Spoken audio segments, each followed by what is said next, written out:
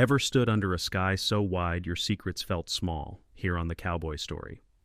Time we ride the stories of the West Campfire truths, trail dust memories, saloon whispers. Gritty human, sometimes messy. Every tale is a horizon to chase. Subscribe, pull up a stool, and maybe find a little courage for your own frontier. Heat lay over Red Mesa Station like a sheet of hammered tin. The rails clicked and sweated, the locomotive panted, the whole platform smelling of hot iron and stale coal. Caleb Hart stood in the thin strip of shade hat, brimmed down jaw, sanded raw by grit. He did not look at anyone. He did not move when townsfolk stopped to watch. That him, someone said near the ticket window. Fort Saguaro's deserter. Wouldn't pull a trigger. Men died for that, another voice answered, lower meaner. A fly crawled his cheek, and he let it. The train hissed brakes, squealing like a throat cut too slow. Doors clacked open. A businessman in a gray coat stepped down, shoes dusty to the calf. A woman with a baby clung to her shawl. A priest carried a Bible that had lost its shine. Then she came. Bare feet black with cinders, a threadbare blanket around her shoulders, hair hanging in wet black ropes. Maya Blackwater did not sway. She watched with eyes that caught the sun like onyx. Silence murmured in front of her the way dry grass does before a brush fire. Silas. The station master drifted close as if by mistake. His fingers slipped something into Caleb's palm, a folded page. There was a broken red seal puckered on the flap. Caleb did not have to open it to recognize the hand. He opened it anyway. A gift for the coward who choked. See if your mercy holds this time. She's the last of the clan you failed to finish. Enjoy it. Signed in a hand that looked like a knife Major Royce Dalton. Caleb crushed the paper until it made a sound like dried leaves. He tasted old bile. He slid the note into his pocket and stepped off the platform boards. The wood creaked under his weight. Folks drew back as if his boots might stain them. Come on, he said. His voice was gravel. It surprised even him how gentle it sounded. Maya did not move. Her eyes studied him from the cracked brim to the scar puckering his shirt where a bullet had gone in and somehow not come out the other side. She shifted the small sack in her hands and lifted her chin, where she said, if there is no water. Cottonwood Run, he said, when the storms return. Behind them someone spat, ought to keep her in chains. Eli Booker stood in his black apron under the false front of his smithy and gave a short nod. No one else did. Caleb took the sack. It weighed almost nothing. A blue bead hung at her throat. He did not look at it again because it made his chest feel strange. They walked to the wagon. The leather reins were warm as a wrist. The mare flicked at Fly's tail thumping. They rolled through Jericho Flats under a sky white enough to blind. Mesquite hissed in the wind. Heat wavered over the road until the distance looked like water you could not reach. The town fell away to saltbush and rock. A hawk circled. A jackrabbit flashed and vanished. How far, she asked, after a time English, careful the edges of her words shaped by another tongue. An hour, maybe less. A creek, she said, looking ahead with no creek. It runs when it wants, he said, like most things out here. Her fingers picked at the ragged edge of the blanket. He kept his eyes on the trail. He counted fence posts leaning into ruin. He counted breaths. He did not count memories. Cottonwood Run sprawled low beside a pale ribbon of sand. One horse in a paddock. A cabin listing toward a cottonwood tree whose leaves clacked like tin coins. The creek bed was a raw scar with a few puddles hiding under shade. A small garden clung to the east wall, corn struggling knee-high beans climbing a crooked lattice of willow. Caleb climbed down and reached up. She stepped off the wagon without his touch, light as a bird. He showed her inside. The room was clean because there was nothing to make it messy. One narrow bed, a table and two chairs that did not match, a shelf of books, a jug of water sweating on the counter. Above the door, a Spencer rifle lay in a cradle of nails gray with dust. You can take the loft, he said. I'll use the chair. She looked up at the trap ladder, then around the room. Her eyes went to the rifle, then to the books, then to his hands. You know what men do, she said, voice flat from too many miles and too little sleep, when they bring a woman to a place like this. He felt heat crawl the back of his neck. He set her sack near the ladder and stepped away. There's stew, he said. Dried, there's coffee, eat. She did not move. He could feel her watching him. The air smelled of dust and the last slow smoke the chimney had breathed before he left for town. I need to walk the fence, he said, and went outside so he could breathe. He leaned a forearm against the barn wall. The boards were hot. The memory came anyway. Ash hollow. The ridge like a bent finger. The muzzle of a howitzer lifting and dropping with each recoil. Men he had drilled with firing at figures that had nowhere to go.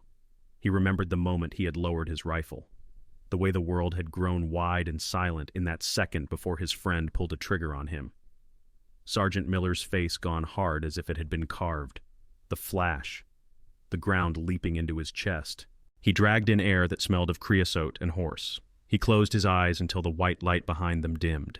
Back inside, he found a strip of meat missing from the string over the hearth and a cup empty beside the jug. Maya sat near the firebox, not touching the bed blanket around her shoulders, though the day was too hot for it. Her eyes tracked him like a hunter tracks. "There is enough," he said. His words sounded like a lie. "Eat what you need." "Why am I alive?" she asked, not looking away, not blinking when my family is not. He had nothing he could give to a question like that. He stared at his hands until they blurred. "I don't know." Her fingers rose to the blue bead. "What does the paper say?" He saw the letter in his mind as if it had been burned onto his eyelids. The cut of the letters, the small smear where the seal had bled. He took it from his pocket and set it on the table. It sat there like a coiled snake. "Nothing that matters," he said. "It speaks of me," she said. "It spoke of cruelty," he said.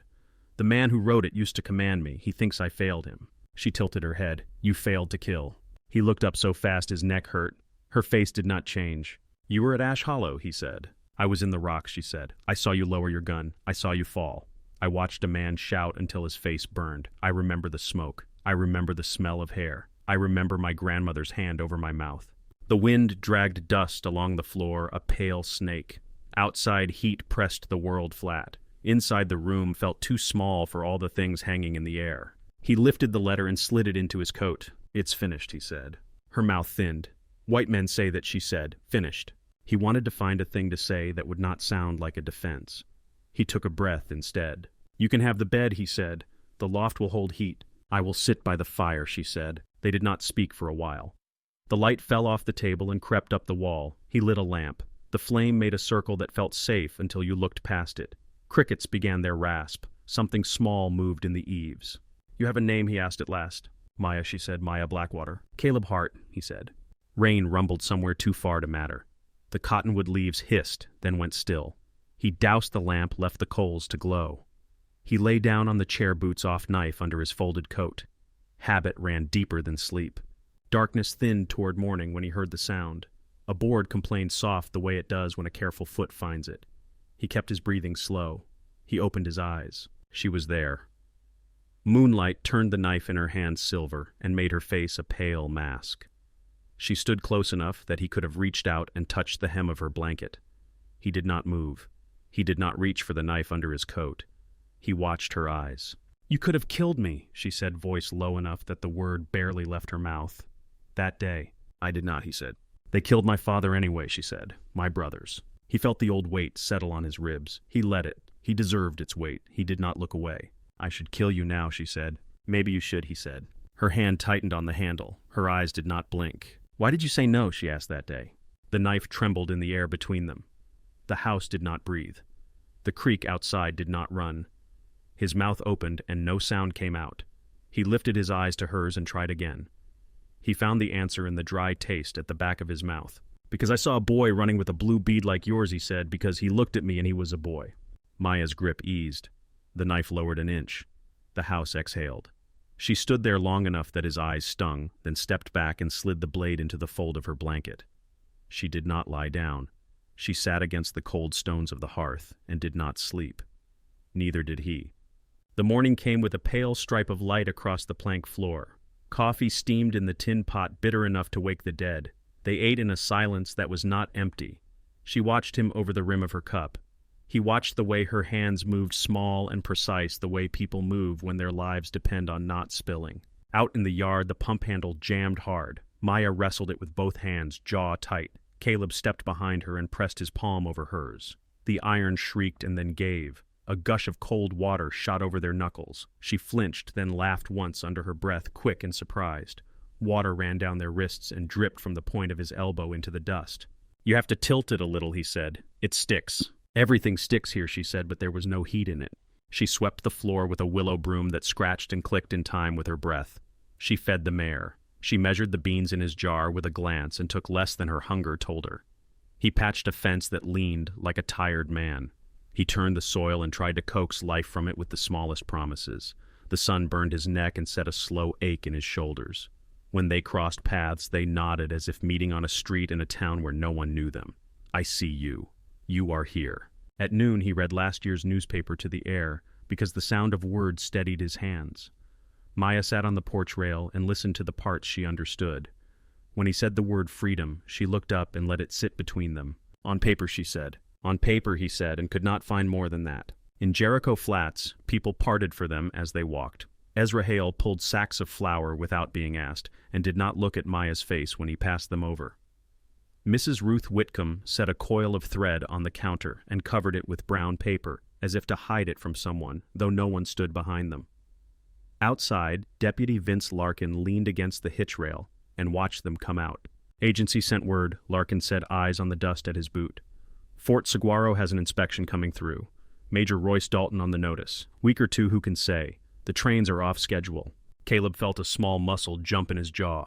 He nodded. Larkin spat near the horse trough and looked past them to the mountains. Keep her out of trouble, Larkin said. Trouble keeps us, Maya said. Larkin's gaze flicked at her and away as if the look would burn him. That evening the sky went the color of bruised plums. Wind pushed through the mesquite and brought the smell of creosote sharp as a struck match. The first drops hit the porch like thrown pebbles, and then the rain came hard enough to erase the world. Caleb stood in the doorway and watched the yard blur. Maya walked into it as if stepping into a river hair plastered to her cheeks, blanket gone. She tipped her face to the sky and laughed. He went out and let it wash his eyes clean.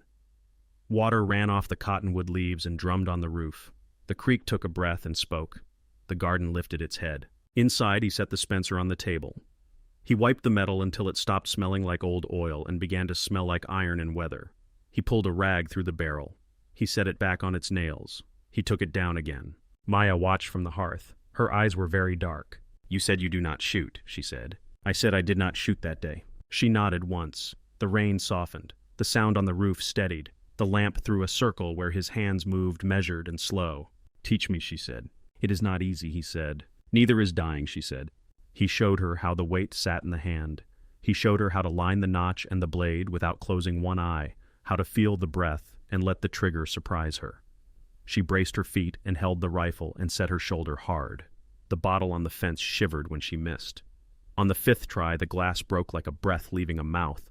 Her face did not change, but she lifted the spent lever with a small sound of satisfaction. Again, she said. He did not say no. On the third night, a moth beat itself senseless against the lamp chimney. Maya sat at the table with his old logbook open, the one with the brown leather cracked like a dry riverbed. She dipped the pen and dragged letters into rows, careful and neat, copying dates and names as if laying stones. The page curled where her wrist rested. Ink smudged the edge of her hand, blue against her skin. What are you doing? He asked, though he could see. Learning your words, she said. She did not look up. The sound of the telegraph from the depot carried far in the still air. Even on a quiet night, it reached them a thin clatter, like a beetle tapping its shell. Caleb lay awake and counted each burst, until it stopped sounding like language at all. A day later, as the heat pressed low, Maya stepped out the back of Ezra Hale's store with a small envelope tucked inside her blanket. Ezra stood at the doorway and looked up and down the alley as if he were watching for stray dogs. He did not speak. She handed him the envelope without touching his fingers. He slid it beneath the ledger on his counter and set a jar of nails on top of it. On the way home, they passed Eli Booker working a bar of iron on his anvil. Each strike threw sparks and a ringing that reached into the bones. Eli lifted his chin at Caleb, and then at Maya, not a hello so much as a sign that the world had not ended yet. Evenings took a shape. Maya's voice hummed scraps of melody that might have been songs, might have been the sound of air moving through her chest. Caleb made coffee strong enough to carry a man across a bad mile. She braided her hair at the porch rail. He watered the corn and pinched back the suckers with hands that knew how to kill and had learned to try something else. One afternoon, the pump handle fought her again. She pushed until her knees locked and her jaw set. He reached over no words, and the two of them put their weight into it. The first gush was so cold it felt like pain. She blew out a breath and laughed in spite of herself. He laughed too. Water slicked their palms and made a small river across the floorboards. Freedom, she said, glancing down at the puddle, then up at him. On the tongue, he said. The next time they went to town, a boy no older than 15 swung down from a colt in front of the post office and tied the reins with hands that wanted to shake. Noah Booker face flushed from the ride, hair stuck to his forehead. "Mr. Hart," he said, breath short. "News at the depot." Ezra Hale leaned out his doorway and gave the smallest shake of his head. It did not stop the boy. "Telegram from Fort Saguaro," Noah said. "Train from the north due early. Major Dalton on board." He held out the yellow slip. Caleb did not take it. He did not need to read the words to know their shape. The telegraph key began to chatter again inside the depot, sharp and fast.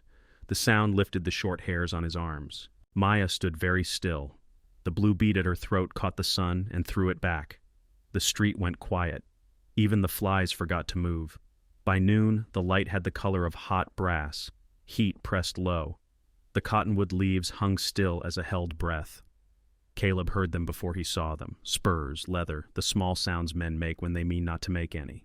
Major Royce Dalton rode in with 2 soldiers in clean coats and hungry eyes. Papers rode with him folded neat in the breast of his tunic. He drew up at the porch and let the horse dance on the dry yard. The mare's breath steamed even in this heat, a hard white against the dust. "Sergeant Hart," Dalton said, as if tasting a fruit he did not like. "Not a sergeant," Caleb said.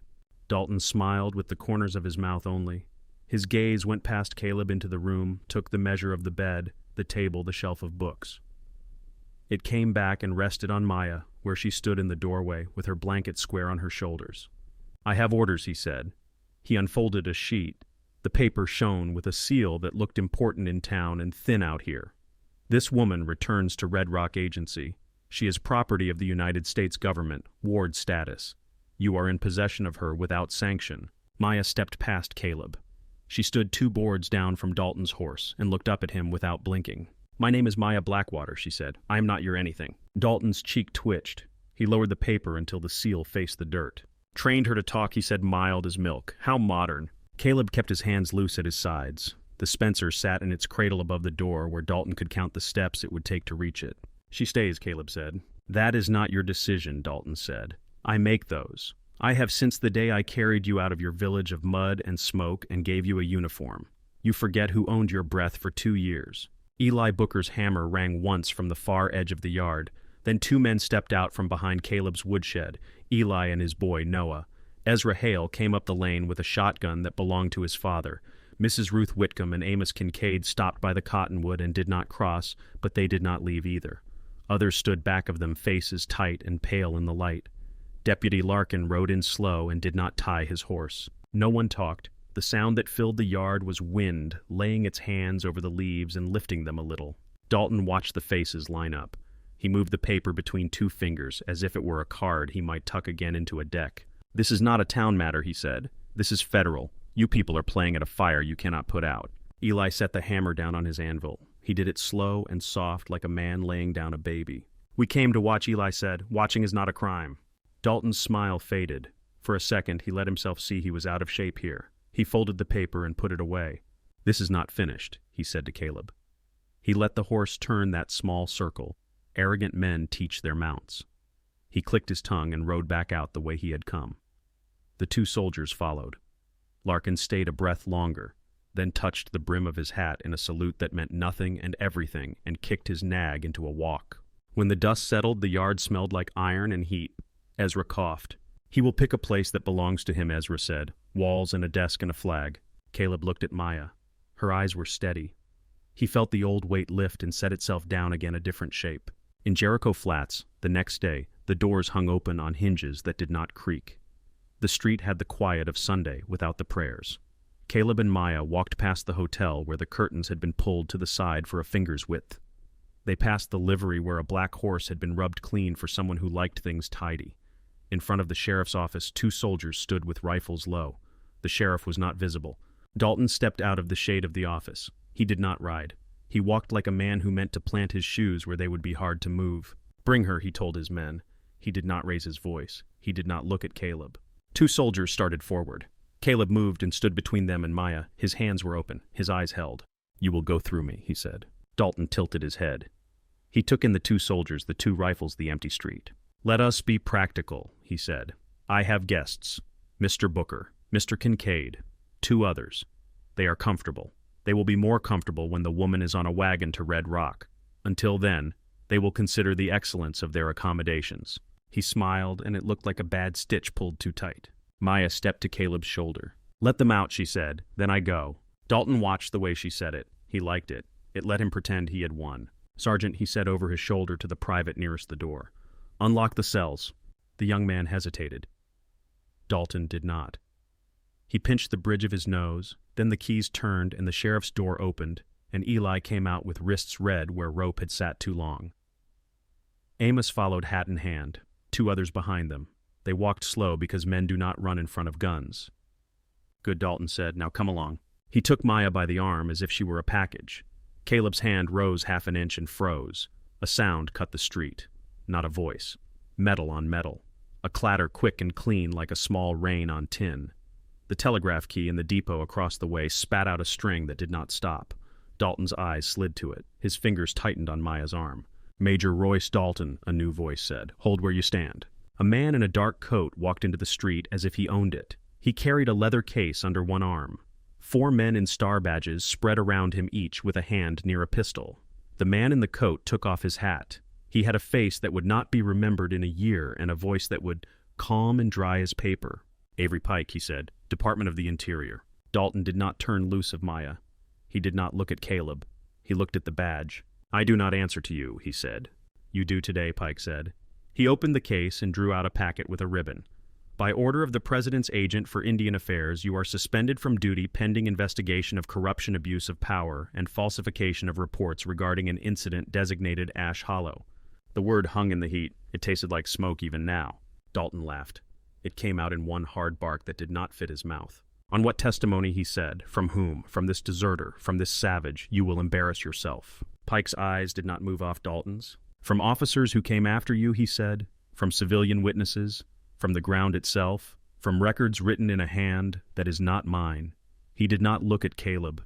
Names and dates and the placements of guns where guns were not supposed to be. Dalton's grip on Maya loosened, as if he had remembered he was holding something alive. Maya stepped back without jerking free. The marshals lifted their hands a little higher. "Major," Pike said, "remove your sidearm." For a long breath, Dalton did not move. In that time, a fly lit on his lip, and he did not brush it away. He reached down. He unbuckled the belt. He handed it to a marshal, who took it like a man picking up a coal. The street exhaled. "Escort the major to the depot office," Pike said. "Do not cuff him unless he chooses to make a show." Dalton turned his head toward Caleb at last. Whatever had been in his face the day on the ridge had taken root and grown vines. He did not speak. He let the marshals walk him away. People came out of buildings the way deer step out of mesquite, careful, full of doubt, full of hope they would not admit in front of each other.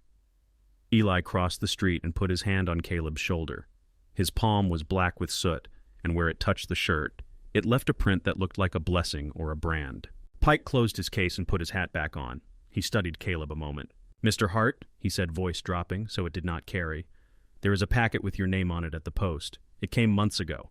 It contained a copy of a log and a narrative and the names of men who could be found.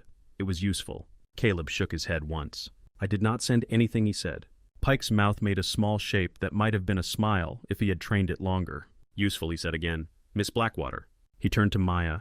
He held out a second envelope. It wore a red seal that was not the same as Dalton's and sat on the paper like a small sun. "These are temporary certificates," he said. "Recognition of residence outside Red Rock Agency, in light of assistance given to federal inquiry." Maya did not reach for the paper. She looked at Caleb. He nodded. She took the envelope and felt its weight in her hand. She lifted the flap and looked at the words without reading them aloud. Her eyes did not change.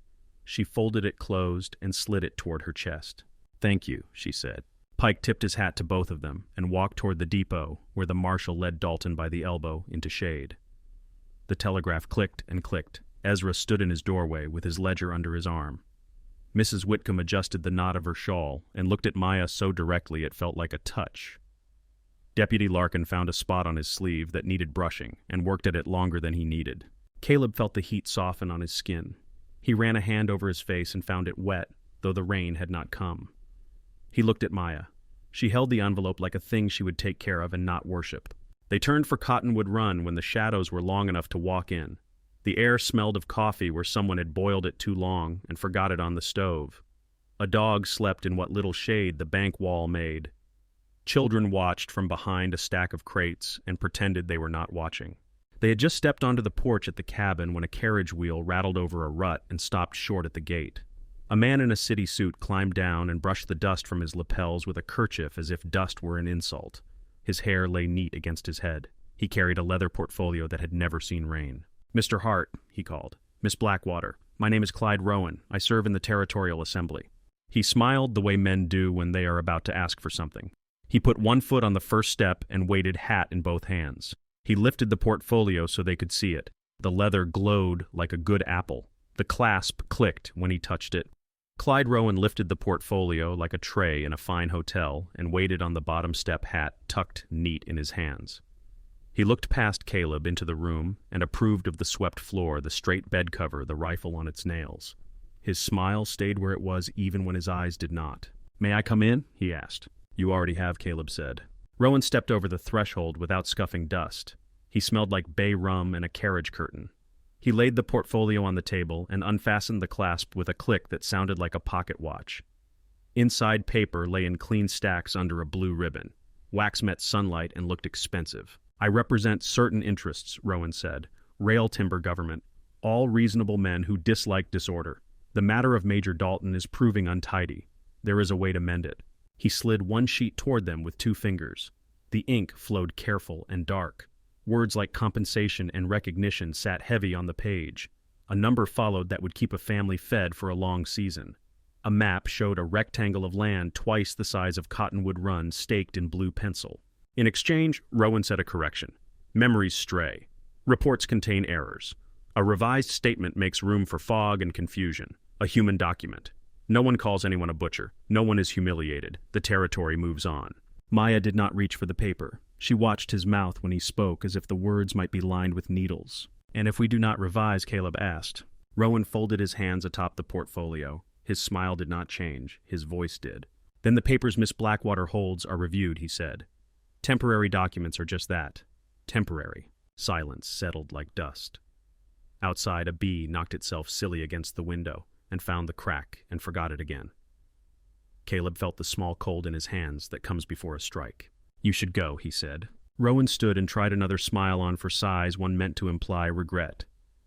It did not fit him any better than the first. "You are making a choice that will grow thorns," he said. He gathered his pages as if they were children that needed comforting. "You may regret it." "Not as much as you will if you set one foot back on this porch," Caleb said. The politician blinked at that and stepped backward in small, careful movements. He left the smell of bay rum in the doorway and a faint track in the dust where his polished shoe had slipped. Caleb watched him reach the gate, then went inside and picked up the paper he had pushed away. He read every word, the careful ink, the way compensation looked like apology if you squinted. He fed the corner into the stove and held it until flame took and turned the white to a hard, curling black. Maya stood beside him without speaking. When the sheet fell into itself, he shut the stove and set the iron latch. She looked up at him. "I want to go to Ash Hollow." He felt the floor shift under his boots, though the boards did not move. "To say goodbye," she said, to lay it down. He looked at her hands. He looked at the Spencer. He nodded. Word reached them after dark. Eli stood on the porch like a big tree. Rain smell clung to his coat, though the sky was clear. He kept his voice low and his eyes on the yard. "News from the capital," he said. "Dalton is not in a cell. They are calling it pending. He is angry enough to crack a tooth. Watch your back outside of town." Caleb closed his hand around the rail until it groaned. Eli did not tell him not to go. Eli was not the kind of man who told another man what not to do. He put a hand on Caleb's shoulder and left it there heavy and solid, then turned and walked home without looking back. Inside, Caleb stripped the Spencer and laid its bones in a line. He cleaned metal already clean. He rubbed oil where oil did not need to go. Maya watched him from the doorway and said nothing. In the morning, she filled 2 canvas water bags and tied them with rawhide that still smelled like the animal it had been. She wrapped sage in cloth and tucked it into a basket. They left at first light. The wagon wheels knocked a slow drumbeat through the valley. The air tasted of dust and old ash. Birds kept low. The road tried to find its old ruts through last year's wash but could not hold them. Mesquite tapped the sideboards with thorn tips like small nails. The sun came up pale and then fierce. By noon, a line of cloud rose out of the east, walled up and bruised at the edges. Wind came first, a long breath that smelled like iron and wet stone, then fat cold drops that pocked the dust and disappeared. then rain hard enough to slick the horses to run down Caleb's neck and make him sharp and awake. Maya pulled the blanket over her hair and laughed once when the wagon hit a rut and threw spray over them both. "There," she said, pointing a little left of the ridge. "Caves." They tucked the wagon inside the mouth of the closest one and unhitched the team to a side chamber. Water came off the roof in beads that gathered and fell. The cave breathed cool. Soot stained the ceiling where fire had lived a long time ago. The walls felt like the inside of a bone. They built a small flame of thorn pieces and mesquite bark and held hands out to it until the sting left their fingers.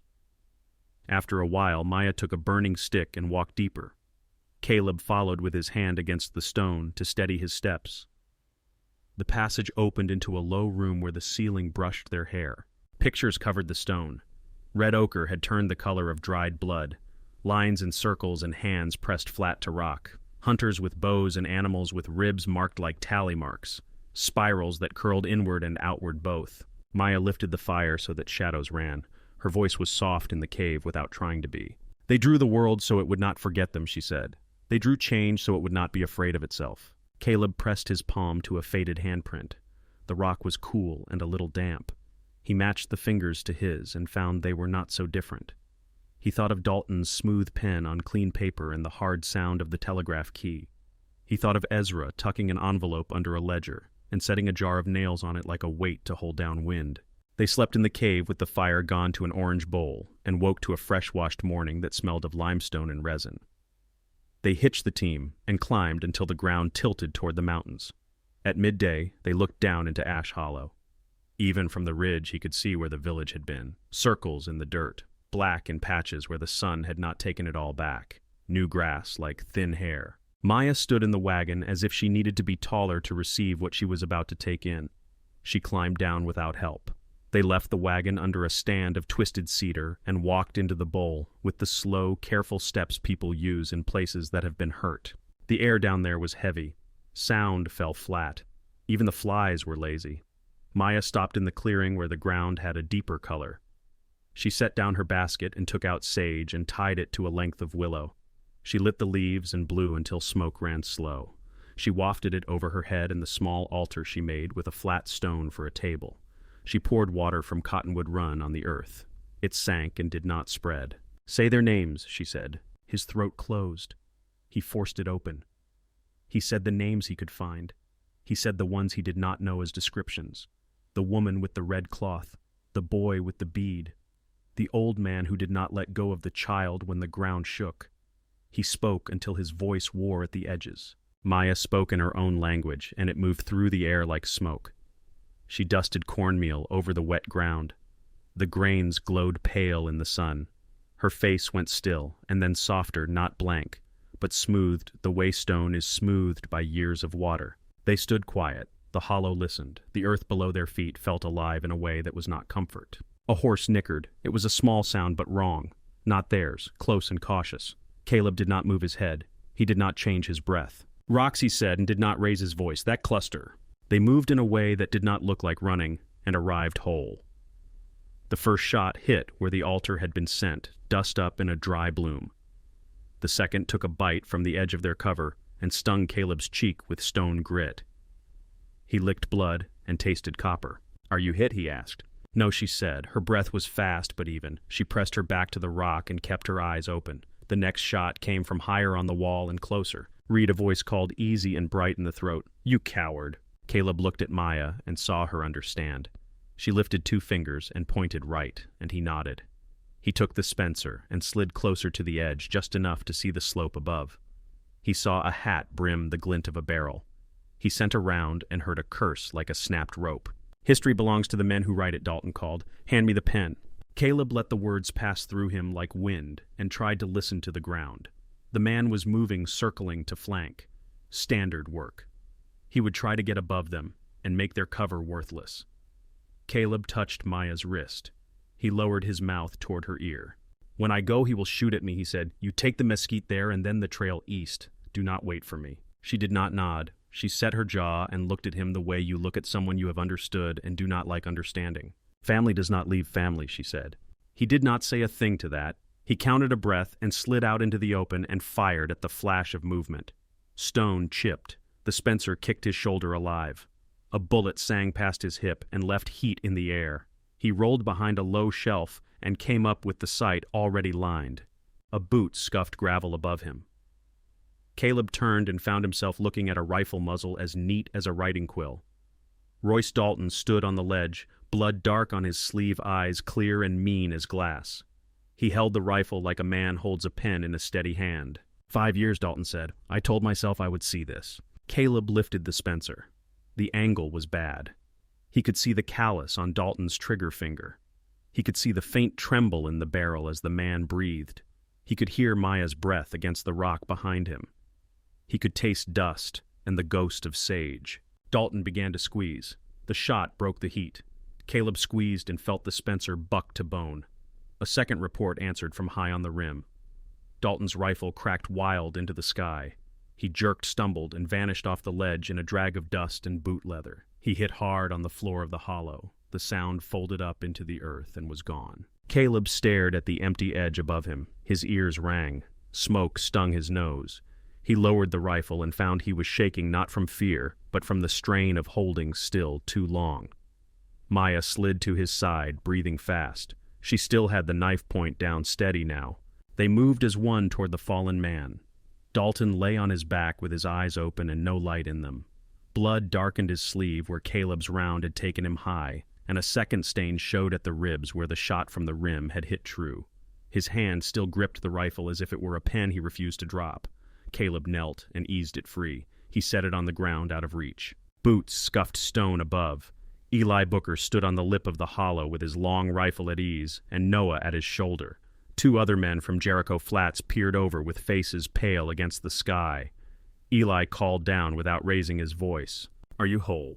We are, Caleb said. Eli nodded and found a way down that did not throw rock. He came to them slow and careful and looked once at Dalton without speaking the man's name. He put a hand on Caleb's arm, heavy and real. Rowan sniffed around the forge, Eli said. Asking about your travels. Smelled off. We rode out.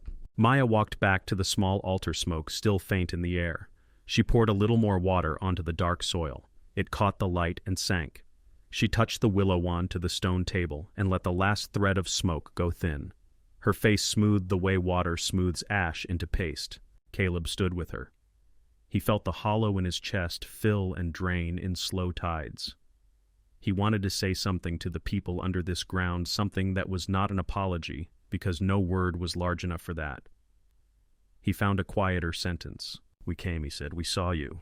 Eli looked at the circles where homes had been. He took off his hat. Noah followed clumsy with his hands boy face, now older by a year that passed in an afternoon. The men from town stood back and kept their hats on because they did not know what this place asked of them yet. They held still.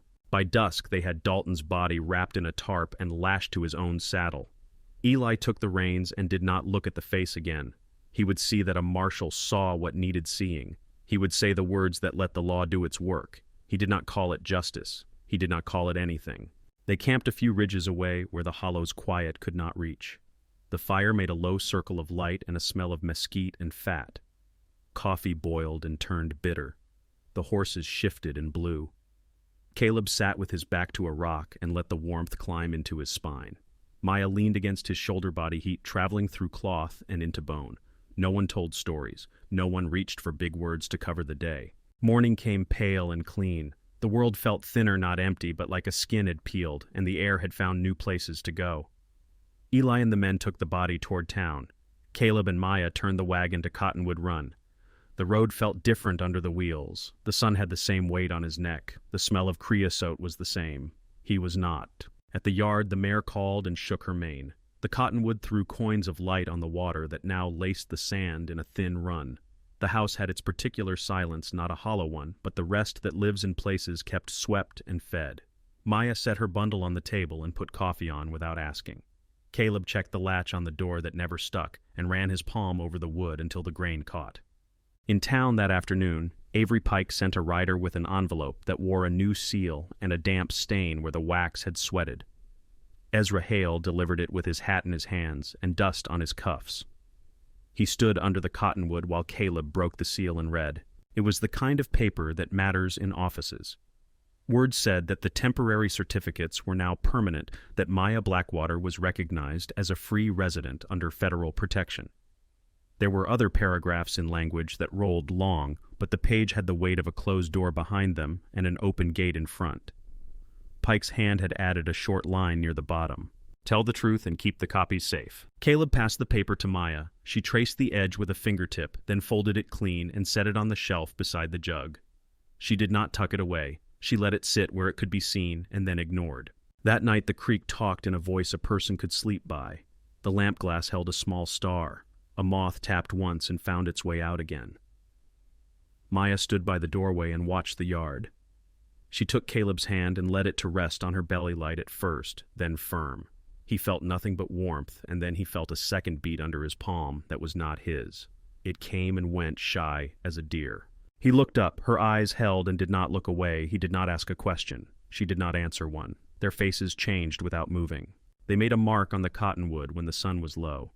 Caleb held a chisel like a pencil and cut letters with the careful strokes of a man who knew what wrong cuts cost. The wood was pale under the bark. Sap touched the air and smelled green. He stepped back and wiped the blade clean on a rag. A house made of 2 hearts. Maya put her hand over the words. She did not say them. The lines looked simple and true against living wood. The creek answered with a run over pebbles. Leaves whispered. Iron cooled on the anvil at Eli's place across the valley and did not ring tonight. Days shaped themselves without asking. The garden stood up and stayed. The mare got fat on grass that had not shown itself last year. The goat Ruth Whitcomb sent over figured the latch on the pen and had to be taught twice. Ezra stopped by with nails and pretended he needed to count each one. Amos came out in shirt sleeves and sweated like a man who has always worked with papers and now wished to know something else. Word traveled over ground faster than horses sometimes. One morning dust showed on the southern road and kept showing. A small caravan came, slow, wide hats and blankets eyes like polished stone, watching everything without hurry. A man at the front raised his hand at the fence line and waited there. He held no gun where it could be seen. Behind him a woman balanced a child on her hip and a bundle on her back. Another pushed a travois with a dog that did not bark. Maya stepped through the gate and lifted the crossbar. She held the man's eyes and then his wife's. She reached for the wooden dipper and dipped it into a bucket that had sweated in the shade. She carried the water out and offered it with both hands. The man drank and passed the dipper back to his wife, who drank and tipped the last mouthful into the child's open mouth. No one spoke. Their shoulders fell a little, not all the way, just enough to mark that thirst had been heard. Caleb stood back and felt something in him lean forward and set itself. He saw the fence not as a line to keep out, but as a place where people rested while they decided who they were to each other. He took up a post from the stack and drove it into the soft ground where the soil still held rain. That evening light pooled on the porch. A child's cry lifted and then faded, tired rather than afraid. Coffee steamed and joined the smell of sage crushed underfoot. Papers on the shelf sat still. The rifle above the door kept its place. The bead at Maya's throat caught one bright thread of sun and gave it back to the room. They sat on the steps and listened to water and the sound of people finding places to put their hands. Eli came by and set a sack of nails on the rail and did not ask for coin. Noah trailed him and stared at the creek as if it might tell a secret. Ruth left a crock of milk without knocking. Ezra brought a small book for a child who could not yet read and blushed when he realized what he had done.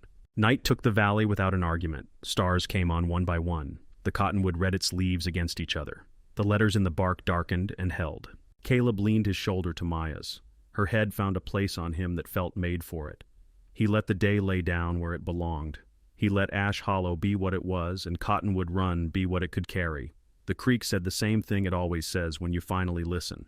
Home, thank you so much for listening to today's story. If this story resonated with you or made you reflect, I'd love to hear your thoughts, so feel free to share them in the comments below. And don't forget to subscribe and hit the notification bell so you won't miss the next story.